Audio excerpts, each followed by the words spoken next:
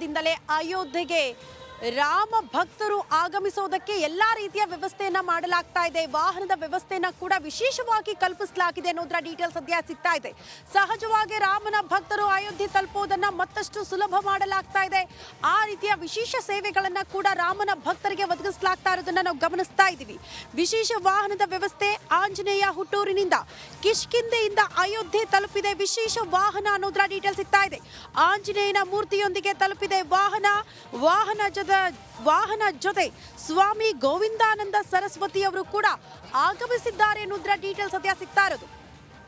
ಅಯೋಧ್ಯೆಯಲ್ಲಿ ಯಾವ ರೀತಿಯ ಸಂಭ್ರಮ ಮನೆ ಮಾಡಿದೆ ರಾಮ ಭಕ್ತರು, ಯಾವ ರೀತಿ ಅಯೋಧ್ಯೆನ ತಲುಪುತ್ತಿದ್ದಾರೆ ಅನ್ನೋದನ್ನ ಕೂಡ ನಾವು ಗಮನಿಸ್ತಾ ಇದ್ವಿ. ಕಿಷ್ಕಿಂಧೆಯಿಂದ ಅಯೋಧ್ಯೆ ತಲುಪಿರೋದು ವಿಶೇಷ ವಾಹನ. ಆಂಜನೇಯನ ಮೂರ್ತಿಯೊಂದಿಗೆ ಈ ವಾಹನ ತಲುಪಿರೋದು. ವಾಹನದ ಜೊತೆ ಸ್ವಾಮಿ ಗೋವಿಂದಾನಂದ ಸರಸ್ವತಿ ಅವರು ಕೂಡ ಆಗಮಿಸಿದ್ದಾರೆ ಅನ್ನೋದರ ಡೀಟೇಲ್ಸ್ ಸಿಗ್ತಾ ಇದೆ. ಅಲ್ಲಿಗೆ ಆಂಜನೇಯ ಹುಟ್ಟೂರಿನಿಂದ ಅಯೋಧ್ಯೆಗೆ ವಿಶೇಷ ವಾಹನ, ಕಿಷ್ಕಿಂಧೆಯಿಂದ ಅಯೋಧ್ಯೆ ತಲುಪಿರೋದು ಈ ವಿಶೇಷ ವಾಹನ.